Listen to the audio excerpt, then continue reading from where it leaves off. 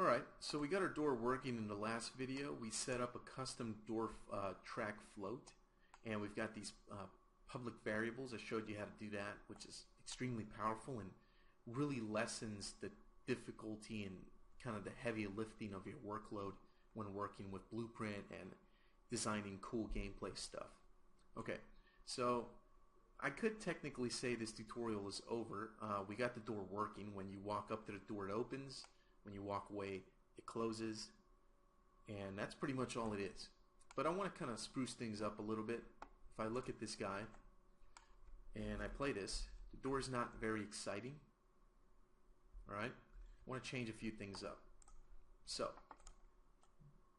the first thing I want to do is, I would love to have, if we look at this, it would be pretty cool to have maybe the door kind of like, when you go to open it, there's like a pause and the door is like getting ready to open, and there's a cool steam effect.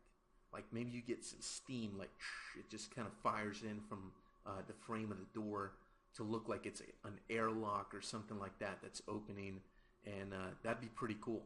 So the way we would do steam with Unreal 4 is through a particle system. So in this video I'm going to start to show you how we can add a particle system to this door and how we can control its, basically turn it on and off when we want it to.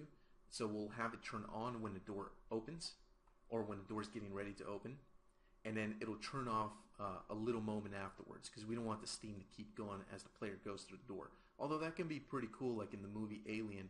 That was really cool how to use steam and stuff around the ship. Love that movie. Okay, so anyway, let's see how we can do that. Well, we don't have any particle systems or particle effects tied in with this blueprint right now. All we have is a, if I go to components, we've got ourselves a door frame, the door frame, we've got the door, and we've got the trigger. So we've got 3 components to this blueprint. We're missing a 4th, a particle system. So let's do that. Let's go to the content browser real quick and let's see if we have a particle system that we can use. So if I go to the particles folder, there's actually quite a few different particles here.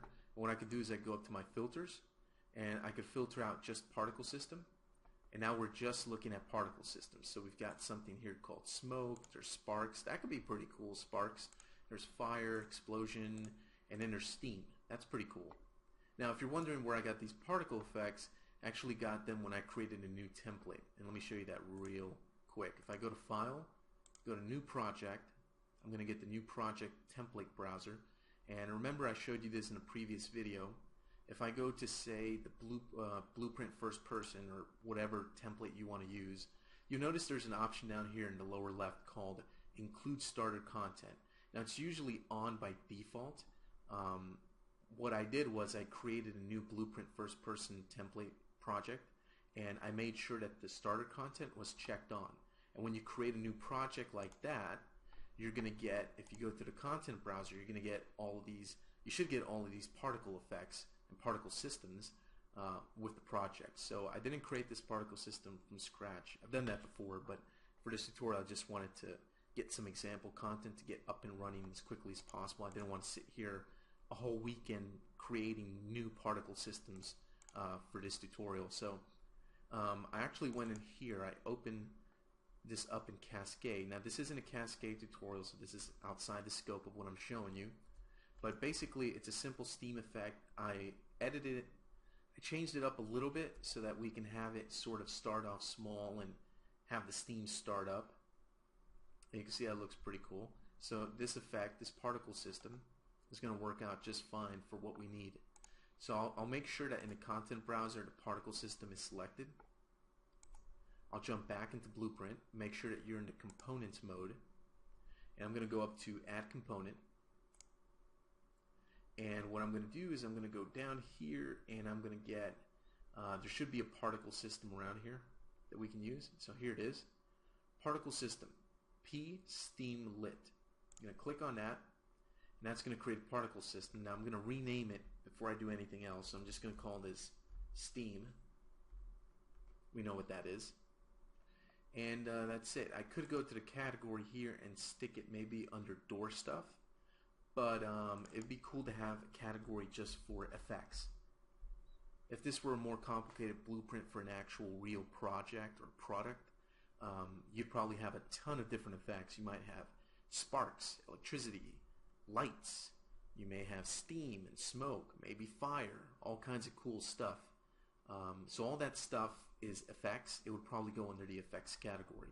So I'm going to leave that alone for now. Now if I go down to the details panel with the steam selected, I can see there's a whole bunch of parameters, but there's some parameters here. The particles parameter area here is pretty important because we got some particle parameters and stuff. And then another one that's pretty important is all the way down here. This activation, auto activate. By default it's turned on. What that means is that the particle system will be on at all times and stuff. So I can actually select this particle system and I can move it. I can move it around and place it wherever it is that I need to place it. Okay? Now you can see the particle system emit inside of here. If you're not seeing that, it probably means that real time is turned off. And I just had it off a moment ago. So if you go up to view, you'll see you have real time up here. Control R is the shortcut, just like with all other Unreal editors. Just go ahead and click that, and that's going to make the particles start to emit. So we got this cool steam, right? That's pretty neat. So I'm going to take this steam, and I'm probably going to place it a little bit toward the middle of the door right there. That'll be pretty cool. And I might just go ahead and rotate it about -90 degrees like this so that it kind of shoots downward from the top. Because what I want is for the steam to come off of the top of the door frame right there. I think that'll be pretty cool. And I'm probably going to move it a little bit like this. It's not going to show up in the back, but maybe I'll leave it in the middle. Okay, whatever, it doesn't matter as long as we see that the steam is there. So pretty cool.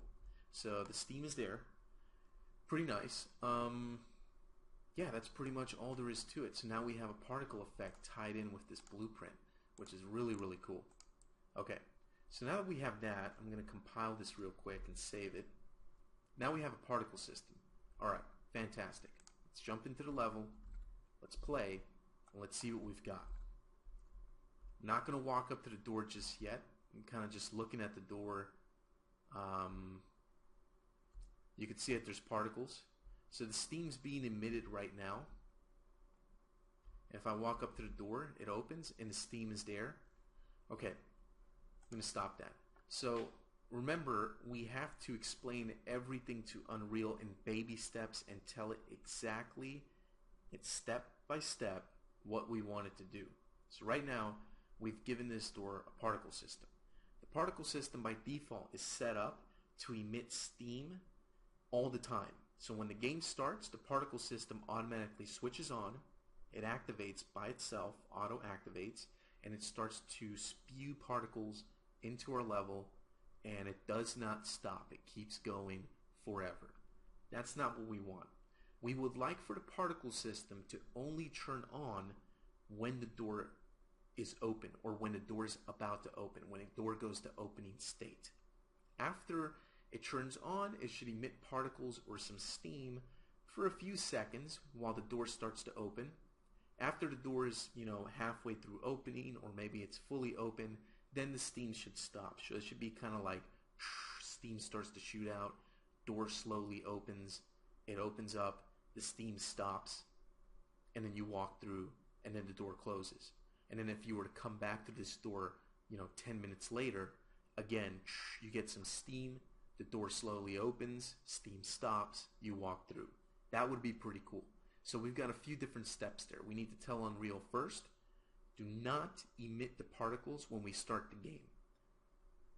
Then, emit particles only when the door's opening. Then, we have to tell Unreal, shut the particles off after the door has opened, or a few seconds after the door starts to open. Okay? And then, of course, turn the particles back on for a little while if the door gets triggered again by the player and the door opens, in case the player changes their mind or they backtrack to this door or anything like that.